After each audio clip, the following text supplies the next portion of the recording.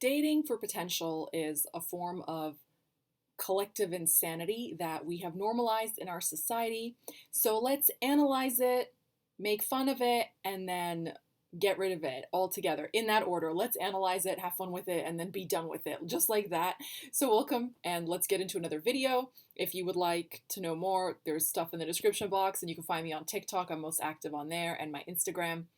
And yeah, let's get into it. So what prompted this? So what prompted this was I was driving yesterday and I saw something and I had some flashbacks from my own life. I'll make this a three-part series. And that would be the first part, but we'll get into this first. And dating for potential cracks me up because I've always heard people say that, but they never really explain what it means.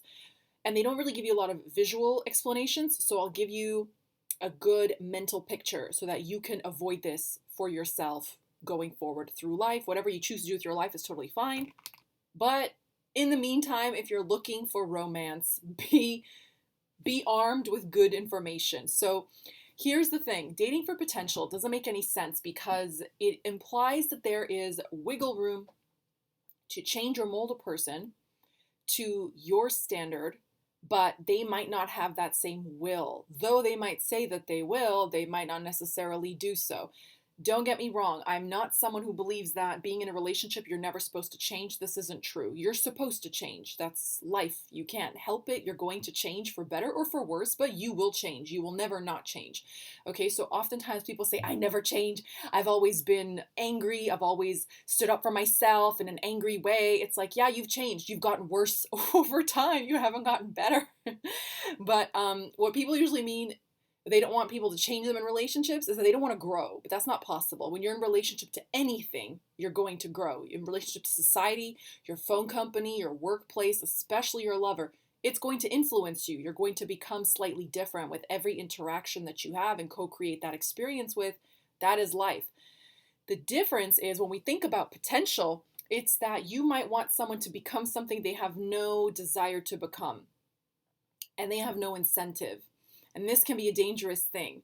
Let's take the example that a lady in her early 20s or mid 20s has always had a vision for her life that she would marry someone who worked a stable job and wore a suit to work. So she was interested in suits, who did a 9 to 5, who brought home the bacon, and that's what made her feel safe and comfortable. Now, what we're not going to do is get a hard eyes emoji for the boy who is couch surfing at the minute and has aspirations to become like a skateboarding sensation and waiting for a sponsorship. Those don't align. You're not going to make him fall in love with you and he's going to magically wake up one day and go back to school and become an accounting major and you're going to wait out the 4 years, you know? So things like this, you have to understand, they have to actually want to do those things. And of course, some people do. Maybe a baby comes along and they completely change, but we're not going to go that far. That is completely crazy. So you're going to take things at face value, just as they are. It either is or it isn't. And that's it. Okay, you're going to protect yourself from a lot of heartache. You're going to protect yourself from a lot of disappointment and things that will never be. Case in point, someone said to me, you know what? Women have to stop dating for potential. They just do. And they said, I'm a fuller figured lady. I have had men tell me, you're amazing. Your personality's awesome. I just don't like bigger girls. End of. No phone number, no Instagram follow, no friendship, nothing. And on the one hand, yeah, that's like pretty dehumanizing that they really like you as a person, they like your personality, but your body's what's stopping them. But she took it to another level. Like I never thought of it before. She said, I kind of, I appreciate that. They don't waste my time. They don't waste my time. They tell me straight up. And she said, we could do the same thing. We could say, you know what? You're 5'7". I don't care how good of a man you are. I always had the vision of marrying someone 6'4". Godspeed. See you in the afterlife. Like, I don't know what to, you know what I mean? And people will say that's really harsh, da da da da. But that's the truth.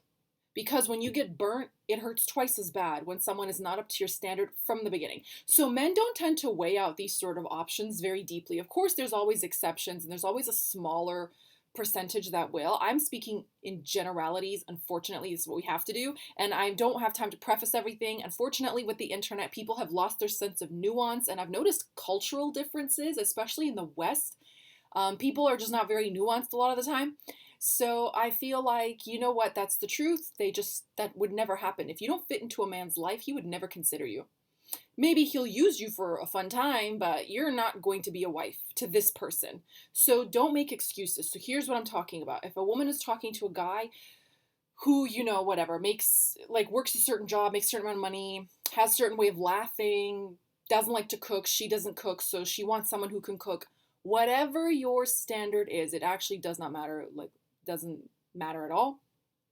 What you will do in your mind as a lady is you're going to think, he doesn't have these 10 things, but he has these other 10 things, and they supplement some of these 10. So it's actually like he's missing 5 things instead of 10 things. So you're tolerating. You're putting up with something you would rather not have. And then when it doesn't work out, you feel really beat down. You're like, oh man, that sucks. And it really sucks because you only have yourself to hold responsible, unless they're like overtly lying to you. But even then, that wouldn't happen most of the times. That would not happen to someone of the opposite sex, because right from the off, if you are not bang, bang, bang, bang these things, they don't even entertain your friendship. They don't entertain your humanity, which is insane. But again, if you want to save yourself the heartbreak and go out there and get what you want out of life, you have to hold to your standard. You really cannot budge, okay? And yeah, don't let it hurt you, because it is what it is. So if someone says like, I like brunettes, though you're a natural brunette, you dye your hair blonde. I was like, yes, I do. That's right. A lot of people like my dark hair, and I'll say I've had every single hair color except artificial hair colors. I've had black hair, black, like black, black, okay? This is dark blue, but black. I've had dark brown hair, light brown hair, red hair, every shade of like orangey red, deep red, cherry red, clown red. That was my my phase. All of them. And then I went to blonde. It's like, oh, I'm not going to sit here. What I'm not going to do is sit here and say, you know what? I dye my hair frequently. I just kind of fell into this blonde thing for a few years, but I will dye it again very shortly. It will be dark brown. I'm not going to sit there and negotiate and try to convince. You're into me or you're not. Don't wait for the potential that I'm going to dye my hair or look different or be different or bleh. Just, okay, she doesn't have brown hair, whatever, ciao, ciao, okay, ciao to you too, it's fine.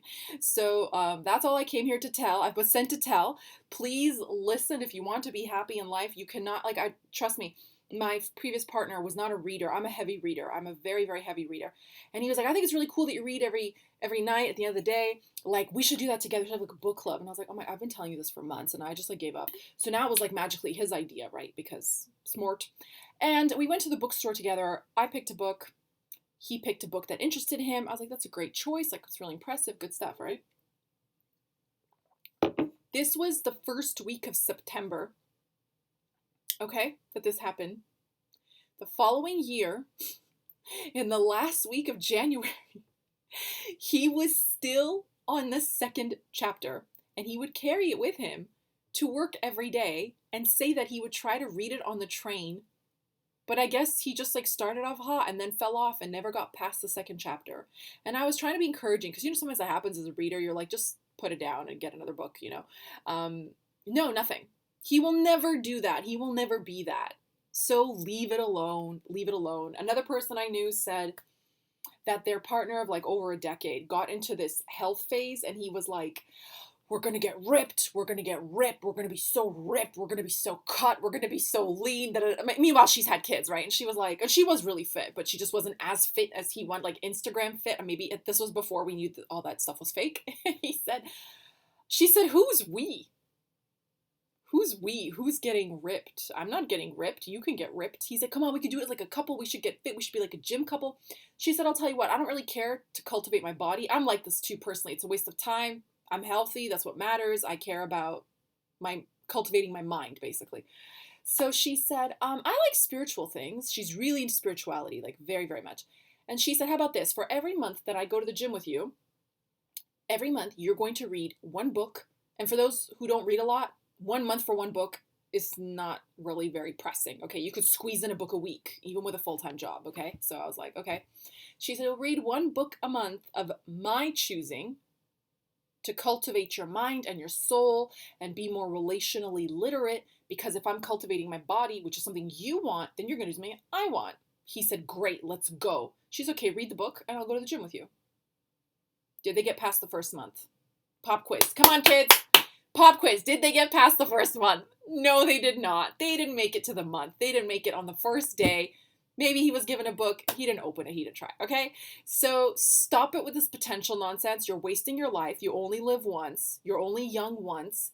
Learn to cultivate confidence. Invest it in yourself. The people who are equally confident and content will join you on that ride. They'll be your colleagues. They'll be your friends, your business partners, your lovers, wives, husbands, etc. You don't have to make them something that they're not. They have no desire to be.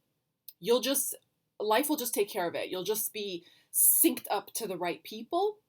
And the people who are not, they'll just float off on their own little clouds and everything will be okay. But anyways, I hope that you've had fun listening to this and that it's helped you in some manner. And you don't have to be cutthroat. You don't have to be rude.